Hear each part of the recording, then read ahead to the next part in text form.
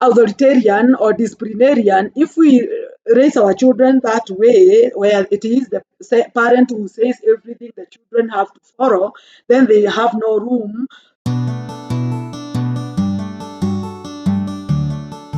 Welcome, my viewer. I hope that you are doing fine. I thank God that you have been subscribing, liking my channel, and you also share with your friends, because you can also be a blessing through this channel to someone else. We've been looking at different styles of parenting, and the first one that we covered is authoritative style of parenting, or democratic. Then we are going to move to the second one. The second one is authoritarian parent or disciplinarian parent. There is difference between authoritative parent, that is the democratic, and between authoritative and authoritarian parent. The authoritarian parent is the one who is called disciplinarian. That parent is a disciplinarian. But the authoritative parent, the one that we have just looked at, is democratic. I think the biggest difference the biggest difference between authoritative and authoritarian is that the authoritative is democratic. So the child has a room or a time to discuss and negotiate and look at the consequences of everything that they are doing in life. When it comes to the authoritarian, the parent is totally different, because this parent is a disciplinarian, where it's the parent who speaks, is the parent who sets goal, is the parent who authorizes. So number one, this parent who is authoritarian or disciplinarian, the parent demands so much from their children. They are expecting, the way I said last time, that we don't need to expect so much from the children. We don't need to set so high expectations for our children. Sometimes they are unable to achieve those goals that we set for them, but by the end of the day, because the parent is authoritarian, or because the parent is disciplinarian, so the child will end up saying, okay, I'll do for the sake of doing it, but it is not the will of God or the plan of the child to do that. Number two, this parent, it's this style of parenting, it's parent driven. So we don't see a child discussing, we don't see any child negotiation of anything. It is the parent, he is the final. I have said, and I am the final. So it is parent driven. Then the same style of parenting, that is authoritarian, the parent set strict rules and punishment. They set strict rules and punishment. And I think this is the way that we were raised in. Most of us. I'll open a forum one day and we shall negotiate and discuss, and you shall tell us, how are you raised? How did your parent behave? When we are finishing, we shall discuss and see, how did your parents raise you? I think our parents were like this. They were disciplinarian. They were authoritarian. Whatever they have said, you have no choice as a child to say whatever you want to say, or to choose whatever you want to choose. It's so it's so funny. Uh, this style of parenting has one way of communication, with little consideration of child's social emotions and behavior needs. It is very rare. When it comes to discussion with the child, it is not there. When it comes to reasoning with the child, it is not there. But it is not all about a parent. Sometimes we need to involve these children when it comes to raising them, because it is their life that we are.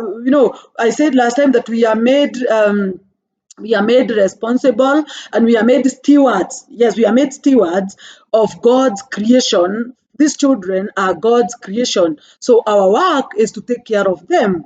And so God in Luke chapter in the book of Luke chapter 5 verse 52, the Bible says, Luke chapter 2. Luke chapter 2, verse 52. Luke 52, the Bible says, Jesus grew both in body and in wisdom, gaining favor with God and people. What does that mean? Jesus was not all about the parent thing. It was about growing, both in body, in wisdom, he gained favor with God and people. That what does that tell us? It tells us that the children that we are raising, and because we are raising them like Jesus, we have to create room for them to grow mentally, physically. We have to create them room to grow in all dimension so that they can even look for the favor before God and before men, because Jesus himself was looking for the favor from God, was looking for the favor from other people.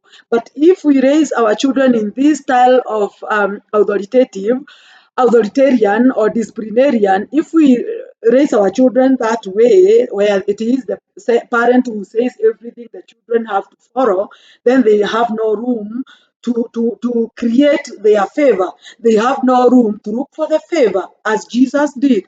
What does John 10:10 tell us? I will read John chapter 10, verse 10b. I read the whole of verse 10, but 10b is where the point comes from.